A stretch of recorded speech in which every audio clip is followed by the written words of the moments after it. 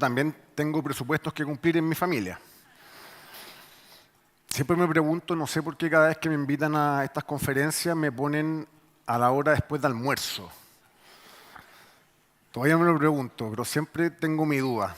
Esta es la hora de la siesta, así que esperamos que no se nos queden dormidos. Liderazgo en tiempos difíciles. Mi experiencia, yo soy futbolista, me dediqué siempre a jugar la pelota, después me hice abogado y no me gustó el mundo del derecho y me transformé en consultor de empresas y profesor. ¿Por qué? Porque de alguna forma llegué a la convicción de que los grandes cambios que necesitan hoy día nuestras organizaciones y los negocios no tienen que ver con normas, con cambios regulatorios ni con nuevas leyes, sino que tiene que ver básicamente con cambiar la forma en que nosotros nos relacionamos y empezar a desafiar ciertas creencias, paradigmas, supuestos muy arraigados en nuestras culturas. Y hoy día quería venir a contarles básicamente cuáles son estos desafíos a los que nos enfrentamos las personas que estamos a cargo de organizaciones, como muchos de los que están acá. Cómo están reaccionando los líderes hoy día. Y después darle algunas sugerencias de hacia dónde debieran empezar a moverse estos liderazgos. ¿Cómo es el nuevo escenario al cual nos estamos enfrentando? Primero, tenemos gente que tiene muchos más recursos y disponibilidad para acceder a muchos bienes y servicios que antes no teníamos.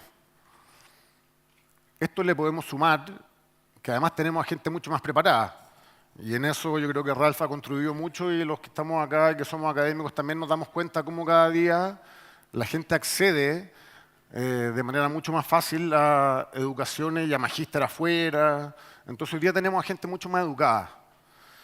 Y por otro lado, también nos damos cuenta que hoy día estamos enfrentados a todo lo que es la digitalización.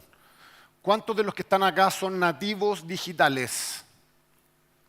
Nativos digitales. ¿Cuántos de los que están acá son nativos digitales? 1, 2, 3. Esta charla para ustedes no sirve para nada porque sirve para el resto de la gente que está acá, que no somos nativos digitales. Pero de alguna forma esto también nos está impactando en los negocios.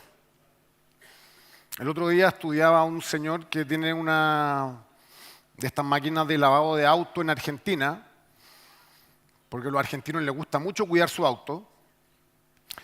Y se dio cuenta que las ventas empezaron a bajar de manera abrupta.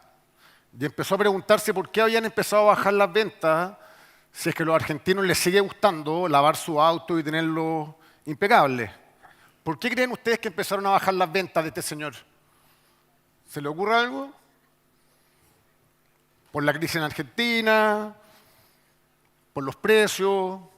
De a poco este señor empezó a investigar y ¿de qué es lo que se dio cuenta? De que hoy día su gran enemigo eran las aplicaciones que pronostican el tiempo. ¿Por qué? Porque hoy día la gente en Argentina sabe que el miércoles o el jueves va a llover, entonces en vez de ir a lavar su auto, espera hasta que pase la lluvia. Entonces de alguna forma es un reflejo de cómo también las nuevas tecnologías nos están impactando en cualquier negocio en el que nos encontremos. ¿Esto qué es lo que ha generado?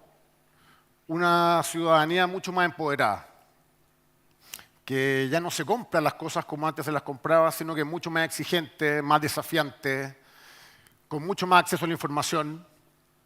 Y eso es lo que de alguna forma hoy día tienen a nuestras empresas y a sus directivos sin muchas respuestas de cómo hacernos cargo de estos cambios. Este es un ejemplo de lo que está pasando en Chile, en donde uno puede ver cómo el progreso, por una parte, ha ido generando ciertas externalidades negativas. Si ustedes miran este escudo que está acá, esto es en la municipalidad de Puchuncaví. ¿Algunos de ustedes conocen la municipalidad de Puchuncaví? No creo. Bueno, esto está en la quinta región y es bien interesante el cambio de logo o de escudo que esta municipalidad tuvo hace un par de años atrás. Si ustedes se dan cuenta, en el lado izquierdo, un escudo que duró 60 años. ¿Qué es lo que aparece como lo más llamativo? Si ustedes miran el escudo del lado izquierdo, aparece una chimenea tirando humo. ¿Por qué? Porque en su minuto la comunidad de Puchuncaví necesitaba que llegara el progreso a su comuna. Entonces hubo una tremenda pelea por conseguir que todas las empresas se fueran a instalar a su comunidad. Hace 3 años atrás, la comunidad decidió cambiar su escudo. ¿Y qué es lo que desaparece? La chimenea. ¿Por qué desaparece la chimenea? Porque hoy día la comunidad necesita cosas más allá del progreso. Y nos empezamos a dar cuenta que hoy día, y esto no está pasando en toda la industria, cada día se necesitan cosas adicionales solamente a entregar empleo. Por otro lado, nos encontramos con esto. Y aquí me alegra mucho ver tanto rostro femenino, que es algo que en general a nosotros nos cuesta mucho. Sociedades que en general hemos sido más bien machistas y patriarcales, y hoy día nos damos cuenta cómo las organizaciones necesitan cada día mayor presencia femenina. ¿Por qué? Porque hay una lógica de colaboración que traen las mujeres que los hombres no tenemos instalada en nuestro ADN. Y de ahí que hoy día hay una demanda cada día más fuerte. Mayor incorporación de mujeres en directorio, en empresas. Crisis institucional. La AFP, que es el sistema que nos ayuda, que es un sistema privado que encuentra en Chile, hoy día se encuentra súper cuestionado. Y así, millones de instituciones. La Iglesia, los presidentes de la República, donde los niveles de aprobación en Latinoamérica son bajísimos, el poder legislativo. Cada día hay más crisis de institucionalidad. Y en ese escenario nos encontramos las empresas. Esto, que aparecen cada día más fuerte y cada día están generando más dolores de cabeza en las empresas. El otro día conocí una empresa que para lidiar con estos tipos, que son los de la generación Y, lo que decidió fue prohibir que entrara gente menores de 40 años. ¿Qué les parece esa solución? Práctica, ¿o no? ¿Sostenible a largo plazo? Imposible. Se van a morir todos, efectivamente. Muchos de los que estamos acá. ¿Por qué? Porque estos señores funcionan de manera bien distinta a como funcionábamos nosotros, los que no éramos nativos digitales. Estos señores quieren ser protagonistas, estos señores quieren co-crear ciertas cosas, entonces no están dispuestos a entrar a una empresa a seguir instrucciones, ni a esperar 30 años para recibir un reloj de oro que les diga que cumplieron una tremenda trayectoria en la empresa. Tienen altas expectativas, personalización, cada día necesitan ser tratados como únicos. Hábitos de experiencia, estar todo el día conectado, autoridad a su servicio. Estos jóvenes que entran a la empresa esperan que el día 1 el gerente general los pase a saludar. Y si no lo hace, se molestan. Algo que para nosotros era impensado y quizás alguna vez pudimos acceder a un gerente general. Estos tipos no, quieren que los vayan a recibir el primer día de trabajo. Desapego y muy audiovisuales también.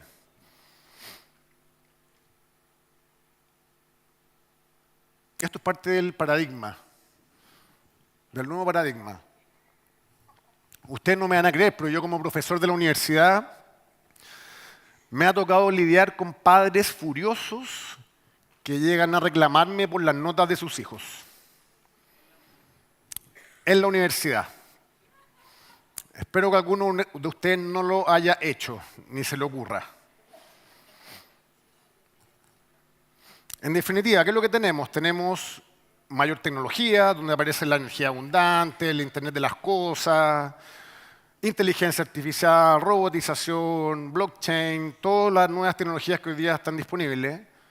Tenemos, por otro lado, todo lo que empezamos a hablar recién de una ciudadanía mucho más empoderada, mayor colaboración, estos millennials que nos empiezan a entrar por la ventana y mayor necesidad de integrar a las mujeres. Y eso nos está costando mucho. ¿Por qué? Porque de alguna forma, ¿qué es lo que estamos evidenciando hoy día? Que este señor que está atrás está en extinción. Así de simple. Este señor con traje y corbata que daba instrucciones, que controlaba todo, que tomaba whisky en su oficina, hoy día ya no funciona. En definitiva, ¿qué es lo que estamos viendo? Estamos viviendo una era de transición valórica, en donde de alguna forma nos damos cuenta que lo que antes funcionaba, el era industrial, hoy día ya no nos funciona.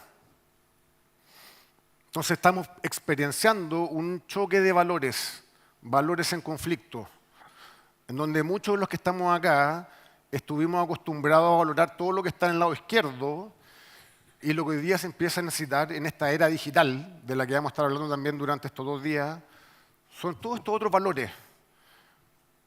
Valores que no nos enseñaron en el colegio ni en la universidad. ¿Cómo pasamos de la uniformidad, desde el colegio donde tenemos a todos uniformados, a lógicas de mayor diversidad? De la eficiencia a corto plazo, ¿cómo nos movemos a una dinámica más de sostenibilidad a largo plazo? Del comando y control, que era lo que en general ese macho alfa sabía hacer, a la autonomía y el alineamiento. Por eso que hoy día se dice que los directores de empresa y los gerentes tienen que dar menos instrucciones y más contexto. Libertad dentro de un contexto. Procesos versus impacto, competencia versus una lógica más colaborativa. La tarea versus el sentido, darle sentido a las cosas. De ahí que la idea de propósito hoy día en la empresa aparezca como algo tan relevante.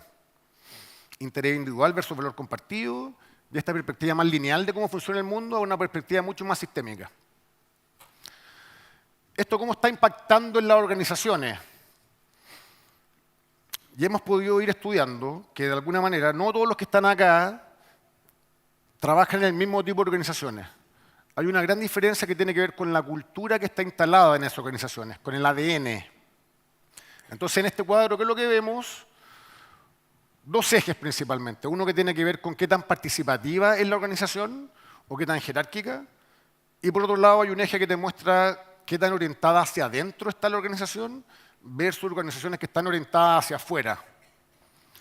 Si yo les preguntara a ustedes en Paraguay, en general, ¿sus organizaciones son más bien jerárquicas o participativas? ¿Jerárquica? ¿Quién dice jerárquica? Ya, hay una gran mayoría que dice estar en organizaciones jerárquicas. ¿Y más bien participativa? Ya, pocas manos. Entonces, ¿qué es lo que hemos empezado a mirar acá? A calificar distintos tipos de organizaciones. En donde por una parte tenemos la organización que llamamos de tipo burocrática. Estas son organizaciones buenas para mirarse el ombligo, como decimos nosotros en Chile, ¿se entiende el ombligo? ¿Sí? Que son las que están allá al lado izquierdo y bastante jerárquicas. Organizaciones de tipo burocrática. Y esto tiene que ver con valores. Las personas que trabajan en estas organizaciones valoran principalmente la seguridad, asociada a valores como la formalidad, proceso, tradición, regularidad, orden. ¿Se imaginan qué tipo de empresas están ahí? Jerárquicas y buenas para mirarse hacia adentro. Las empresas públicas, efectivamente. Y dado su propósito o la industria en la que están, tienen que estar ahí. Nosotros en Chile tenemos, por ejemplo, el Servicio de Impuestos Internos, que es la organización que recauda los impuestos. Y está bien que esté ahí, porque nosotros necesitamos certeza, seguridad. Y en este caso no tiene una carga negativa a la burocracia, sino que de alguna forma lo que hicieron las burocracias, cuando aparecieron, tenía que ver con eliminar los niveles de arbitrariedad que había en la toma de decisiones. Por otro lado, tenemos organizaciones que llamamos de tipo comunal, donde el sentido de pertenencia es lo más importante. Las organizaciones cuidan el sentido de pertenencia. Son mucho más participativas, pero siguen mirándose hacia adentro. ¿Qué organizaciones se imaginan que están ahí? La ONG, por ejemplo, algún partido político, eventualmente la familia. Por otro lado, tenemos organizaciones que denominamos de tipo resolutiva, en donde efectivamente lo que manda acá es el logro, los resultados, los KPI. Entonces, aquí, ¿qué es lo que manda? Valores asociados a la exigencia, control, tarea, resultados. Siguen siendo súper jerárquicas, pero están orientadas hacia afuera. ¿Se le ocurre a alguno de sus negocios que esté ahí? El retail, la banca eventualmente. Súper jerárquica, pero que están conectados con lo que está pasando afuera. Y por último tenemos estas organizaciones que llamamos innovadoras, en donde el impacto es el principal driver. La gente que va a trabajar a ese tipo de organizaciones es gente que quiere dejar una huella, gente que quiere impactar el mundo. no solamente ganar plata, sino que quiere dejar una huella más allá de su negocio. Son mucho más participativas y al mismo tiempo están conectadas con lo que está pasando afuera. Si uno mira el contexto anterior y ve este tipo de organizaciones, ¿hacia dónde hoy día los distintos negocios o organizaciones estamos llamados a movernos? Hacia arriba, ¿no es cierto? Primero, porque nos damos cuenta que cada día se necesita mucha más colaboración y hay mucha más demanda de colaboración. Y por otro lado, volcarnos hacia afuera, que tiene que ver con empezar a conectarnos mucho más con el cliente, con empezar a tener la capacidad de entender mucho más qué es lo que necesita este cliente hoy día. Y ese desafío no es menor. ¿Por qué? Porque cualquier movimiento de una organización a otra genera mucha resistencia, genera mucho desequilibrio. ¿Por qué? Porque lo que hay a la base son valores que estamos sintiendo que vamos a perder. Entonces la empresa familiar, que de un minuto a otro dice tenemos que crecer, necesariamente tiene que empezar a meter ciertos procesos, cierto orden. Y esos movimientos generan mucha tensión, mucho desequilibrio. Parte del desafío que estamos enfrentados hoy día es que estamos en un entorno de desequilibrio. Y las personas y las organizaciones estamos constituidas para el equilibrio o para el desequilibrio. Para el equilibrio. Cualquier cosa que nos saque de nuestro estado de equilibrio nos genera tensión, nos genera una sensación de amenaza. Entonces, en este contexto, nos empezamos a dar cuenta que los liderazgos no pueden seguir siendo los mismos. Ese macho alfa está en extinción y salir de ese macho alfa va a costar mucho.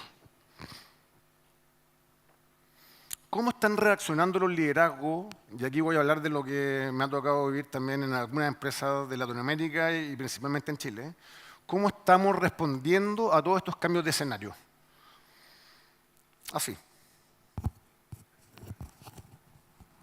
¿Con qué nos encontramos? Con organizaciones altamente jerárquicas, en donde aparentemente estamos siendo mucho más participativos, pero seguimos con estructuras bastante piramidales,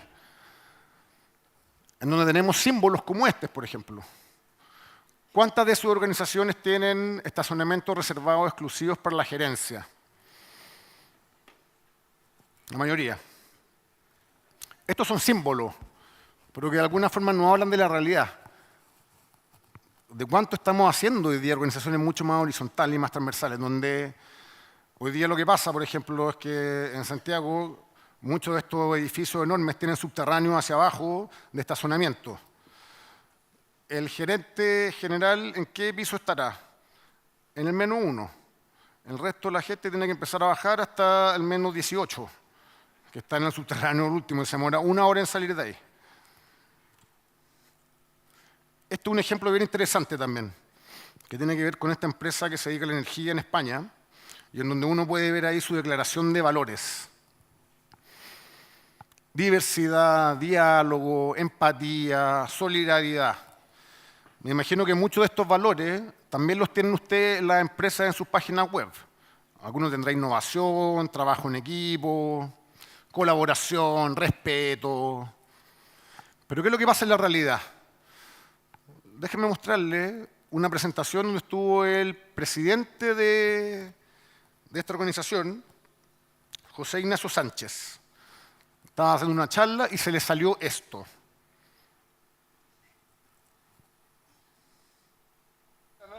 Who in some cases can even become part of the value chain. The customer, por favor, podéis bajar la luz. Again and again.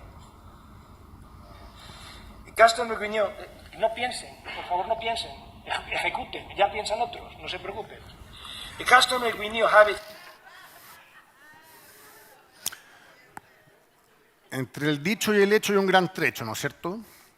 Entonces nos llenamos de PowerPoint, de política y de valores, pero en la práctica, ¿qué es lo que pasa? Que tenemos un macho alfa que sigue esperando que la gente no piense por sí misma, sino que ejecute.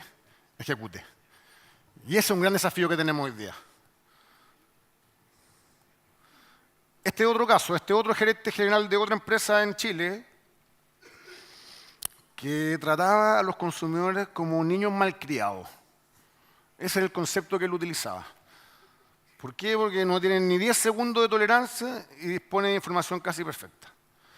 Esa es la aproximación que hoy día están teniendo los gerentes a todas estas transformaciones. Una lógica bastante paternalista de decir yo sé lo que tú quieres y tú no sabes, pero que de alguna forma nos muestra también esta incompetencia de adaptarnos a estos nuevos cambios. Esta foto, ¿de qué le habla esta foto si uno mira esa imagen? ¿Le habla de diversidad? No, ¿no es cierto? Este es el directorio de la cuprífera más grande de Chile, Codelco, que hoy día está en una tremenda transformación porque necesita actualizarse, meter transformaciones, empezar a relacionarse de manera distinta con los sindicatos y empezar a ser mucho más eficiente. ¿Cuánto espacio habrá para experimentar con un directorio de este tipo, creen ustedes? Poco. Se ríen algunos de ustedes porque me imagino que algunos de sus directorios son bastante parecidos a este.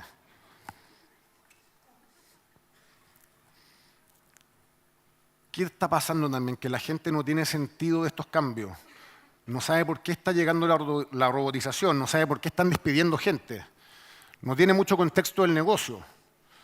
Entonces nos encontramos con gerentes que son buenos para el Excel, pero muy malos para contar historias y para dar sentido de los cambios que estamos viviendo. Y hoy día necesitamos gerentes que cuenten más historias. Y contar historias está muy mal visto hoy día. Pero nos enfrentamos a un montón de personas que no tienen idea qué está pasando en el entorno ni por qué cambiar. Entonces necesidad de mayor contexto, contar más cuentos, dar sentido. ¿Cuál debería ser de alguna forma el desafío entonces en este contexto para sobrevivir? Porque efectivamente nos estamos dando cuenta que las organizaciones que no son capaces de moverse a mayor participación y volcarse hacia afuera, están quedando fuera de juego, están quedando obsoletas, están desapareciendo.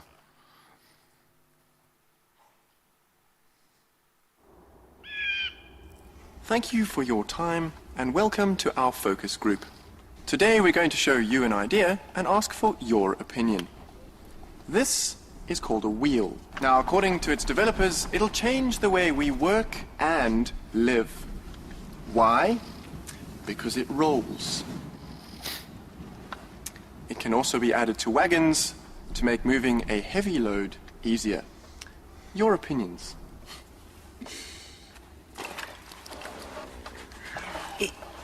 If it rolls, that means it could roll away and get lost, right? Or it could roll over your foot. It's the round shape that disturbs me. It's very feminine. I can't imagine any caveman wanting to be seen with that. I wouldn't. And this added to wagons thing, it sounds very complicated. Is there an easier version? You know what? Do you have it in square? No square.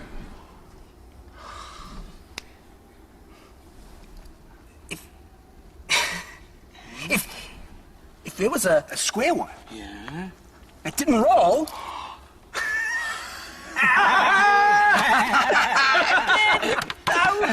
Then maybe I would think about buying one. Nice try. The wheel. ¿Se sintieron identificados? Aquí también hay que empezar a romper una creencia que está muy instalada. ¿Quiénes de acá creen que las personas se resisten a los cambios? Ya, eso es mentira. Es un cuento que nos contaron de chicos, pero las personas no se resisten a los cambios. Nos resistimos a la sensación de que podemos perder algo. Eso es lo que hace que nos cueste avanzar. Y por eso que nos hacemos inmunes a los cambios, porque sentimos que podemos perder algo. En este caso, si uno escucha a estos cavernícolas, ¿qué pérdidas son las que empiezan a aparecer? Hay uno que dice, esto es demasiado femenino. ¿Cómo va a estar con una rueda si nosotros usamos cuadrados? Eso te habla de una pérdida a nivel de identidad. Yo soy un macho y no puedo andar con una rueda que es muy femenino. Y eso es una pérdida, sentir que estamos perdiendo nuestra identidad. Otra pérdida que aparece ahí, esto se puede ir rodando. Por lo tanto, ¿cuál es la pérdida de control? Yo hoy día tengo el control de un cuadrado y esta rueda se me va a ir por cualquier lado. Esto suena un poco complicado porque hay que anexarlo a un vagón. Es una pérdida de competencia. Siento que eventualmente no voy a ser competente para lidiar con esta rueda. Eventualmente va a pasar por arriba de mi pie, lo que te habla de una pérdida a nivel de seguridad.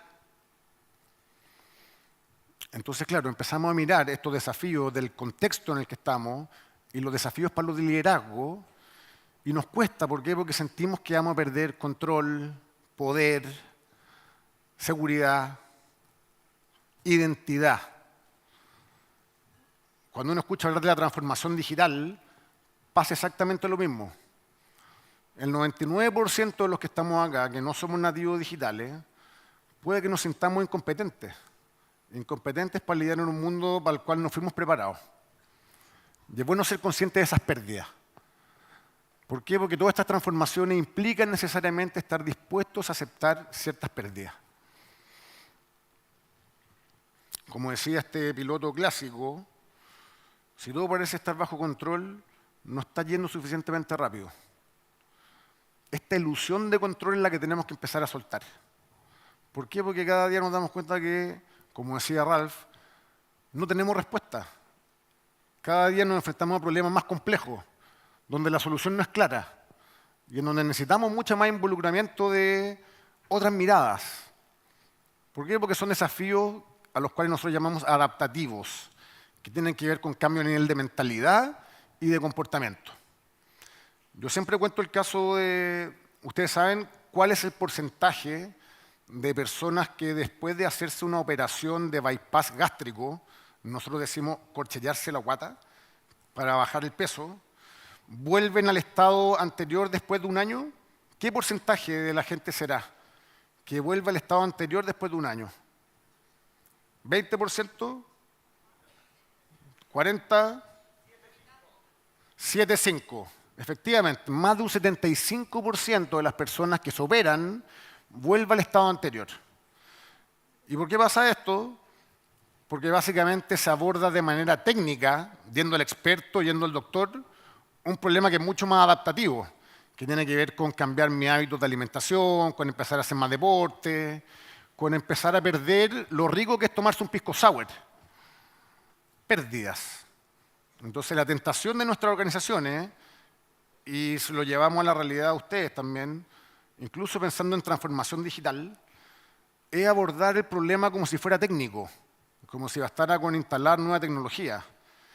Y nos damos cuenta que es mucho más complejo que eso, que tiene que ver con transformar las organizaciones, transformar la manera en que estamos acostumbrados a hacer las cosas. Y eso duele, duele harto. ¿Conocen a este señor? Este es Marcelo Bielsa. Este señor nos hizo felices a los chilenos. Como ustedes podrán saber, Chile nunca ganó nada en fútbol. Nosotros cuando veníamos a jugar contra Paraguay, celebrábamos cuando perdíamos por poco. Porque era el Defensores del Chaco, era una plaza muy compleja, entonces perder por poco era un muy buen resultado. Y este señor, a poco de que llegó, empezó a darse cuenta que teníamos un desafío mucho más adaptativo, que tenía que ver con cambiar la mentalidad.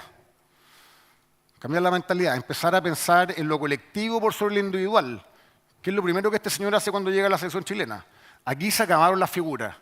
Esto tiene que empezar a ser un colectivo, rayado de cancha claro. Y empezamos a entrenar en doble jornada. Este señor empezó a grabar 6.000 minutos de cómo los jugadores se desempeñaban en sus distintos clubes. 6.000 minutos de video por jugador, que después lo concentraba en 30 segundos. ¿Por qué concentraba en 30 segundos ese video? Porque sabía que el jugador de fútbol no podía sostener más de 30 segundos concentrado. Entonces empieza a darle feedback a los jugadores y le mostraba lo que hacía bien y lo que hacía mal. Pero de alguna forma también tiene que ver con pensar en qué es lo que necesita ese jugador de fútbol, sabiendo que no va a estar concentrado más de 30 segundos. Y este señor, ¿qué es lo que logró a poco? Y dejó sembrado algo que para nosotros era impensado: ser campeones de la Copa América. Siempre veíamos a los paraguayos, los uruguayos, los brasileños saliendo campeones de la Copa América y nosotros nunca lo hicimos. Y este señor empezó a cambiar la mentalidad. Yo tengo 4 hijos y la más chica todavía no entiende que nosotros no hayamos ganado la última Copa América. Pero papá, ¿por qué no la ganamos? Le dije, es que nosotros nunca ganábamos nada y hoy día perdimos, nos tocó perder. Pero en los niños ya se generó una mentalidad distinta, mentalidad ganadora. En parte porque hubo un señor que llegó desde afuera a desafiarnos, a provocarnos, a sacarnos de nuestra zona de equilibrio. Y nos dejó felices. Este otro caso que también nos empieza a conectar con esto que hablaba Ralph y que he escuchado hoy día de la idea del propósito. En 2003 pensábamos que éramos una empresa de calzado que ofrecía un gran servicio al cliente. Hoy pensamos en Zappos como una marca con un gran servicio al cliente que casualmente vende zapatos. Y ahí se empieza a instalar cada día con más fuerza la idea de propósito, del para qué hacemos lo que hacemos.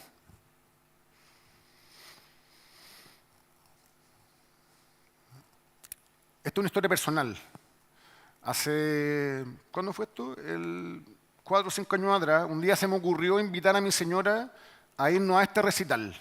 Un recital en el desierto de California, donde se juntaba por primera y última vez los Rolling Stones, Bob Dylan, Paul McCartney, Neil Young, Roger Waters y The Who. En carpa. 3 noches. Una experiencia inolvidable. Y cuando empezamos a planificar este viaje con mi señora, cada vez que hablábamos del viaje nos poníamos a pelear. Porque no nos podíamos poner de acuerdo de cuál era el itinerario que queríamos hacer para nuestro viaje. Llegó un minuto que yo dije, ya, si no queréis viajar, no viajamos. Pues. Hasta que un día nos sentamos a conversar con mi señora, con 2 botellas de vino. Y nos pusimos a conversar para entender por qué nos estaba costando tanto decidir el itinerario de nuestro viaje. Y claro, nos metimos en una conversación difícil, donde empezamos a darnos cuenta de que nos empezamos a desconectar, que nos pusimos a tener hijos, trabajo, un montón de cosas, y cada uno se empezó a desconectar del otro, cuando de repente te empecé a preguntar, ¿qué hice? ¿Qué pasó? ¿Por qué me enamoré con esta señora? Y ella le preguntaba lo mismo a mí. Entonces, claro, nos empezamos a conectar con el propósito de nuestro viaje, que tenía que ver básicamente con volver a conectarnos. Al día siguiente, nos demoramos 15 minutos en armar nuestro itinerario de viaje.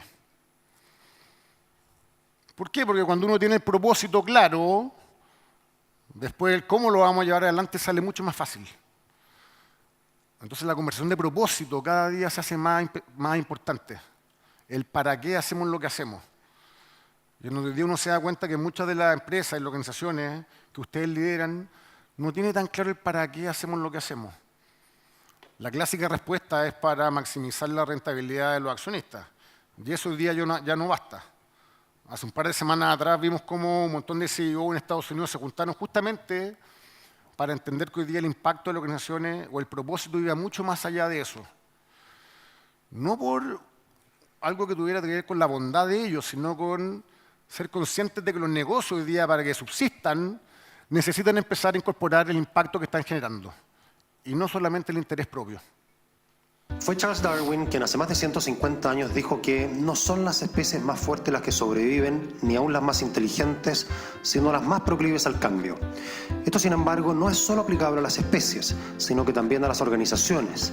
Y hoy más que nunca, si el fenómeno evolutivo en las especies se da de manera fortuita, a través de la mutación y la selección natural, en las organizaciones se trata de un fenómeno consciente e intencionado, que depende de las decisiones que toman los altos ejecutivos.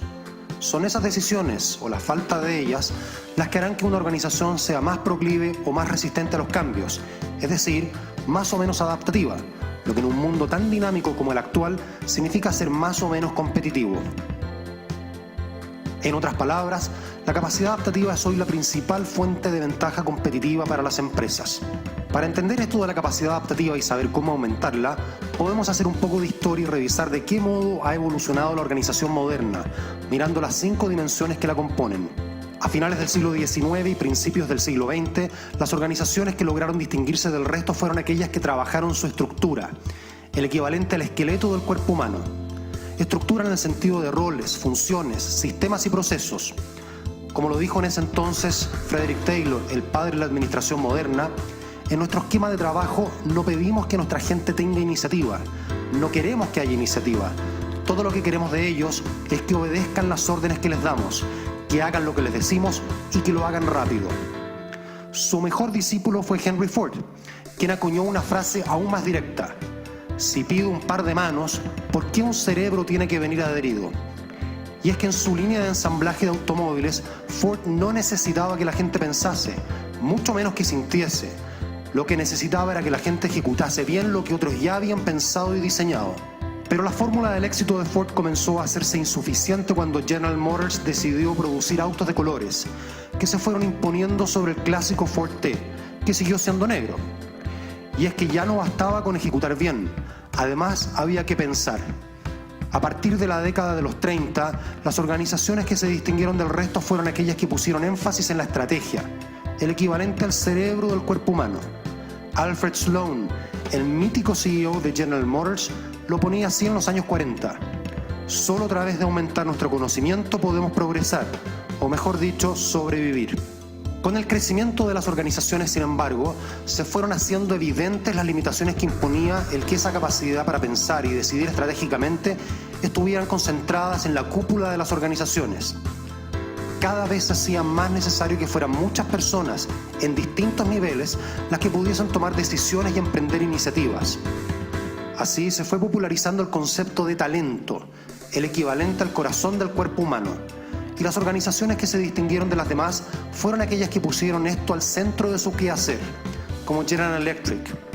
Jack Welch, su gran CEO durante los 80 y los 90, diría: mi principal trabajo fue desarrollar talento. Yo era como un jardinero dándole agua y nutrientes a nuestros 750 altos ejecutivos. Por supuesto, también tenía que sacar algunas malas hierbas. Tener mucho talento, sin embargo, puede llevar fácilmente a una organización a esa nociva dinámica marcada por los egos, las agendas personales y las parcelas de poder. Alinear el talento no es tarea fácil y la estructura no sirve bien para ello. De ahí que ya en los 90 las organizaciones que comenzaron a distinguirse de las demás lo hicieron a través de la cultura, el equivalente a la sangre del cuerpo humano. Es ella la que permite al talento desplegarse, jugando en equipo y privilegiando el interés colectivo por sobre el individual. Lou Gerstner, CEO de IBM en esos años 90 y artífice de su profunda transformación, lo puso así: durante mi década en IBM me di cuenta de que la cultura no es solo una parte del juego, sino que es el juego. Pero la historia no termina aquí. En los últimos años ha tomado fuerza la idea de propósito, equivalente al alma del cuerpo humano, y las empresas de vanguardia se distinguen hoy por esto. Su existencia no se justifica por ganar plata, esta es solo un medio para poder trascender y dejar una huella que es más grande que ellas mismas.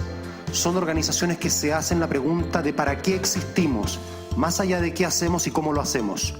Un buen ejemplo es Apple, y así lo ponía Steve Jobs. Mi pasión fue la de construir una compañía duradera, donde la gente se motivara por hacer grandes productos que marcaran una diferencia en la vida de millones de personas. Todo lo demás era secundario. Desde esta perspectiva evolutiva, las empresas que hoy se distinguen son aquellas que tienen una mayor capacidad adaptativa, y esta viene dada por una estructura flexible, una estrategia abierta a la experimentación, un talento que juega en equipo, una cultura que permite enfrentar los desafíos y no evadirlos, y un propósito que inspira y convoca. El desafío de construir una organización así. Capacidad adaptativa. ¿Qué es lo que deberíamos empezar a mirar en nuestras organizaciones? Aquí no hay ninguna de estas 5 dimensiones que sea más importante que la otra. Lo que sí es importante es que sean consistentes entre sí mismos. Propósito, estrategia, estructura, cultura y talento. Desde ahí que los procesos de transformación se hacen mucho más sostenibles cuando estamos mirando estas 5 dimensiones. No basta con hacer cambio en la estructura ni cambiar las cajitas en un PowerPoint. Hay que estar mirando siempre estas 5 dimensiones, que de alguna forma es lo que hoy día nos está desafiando y nos tiene a los líderes de las organizaciones sin muchas respuestas. ¿Está la organización en la que trabaja dispuesta a enfrentar las pérdidas asociadas a este cambio? Gracias.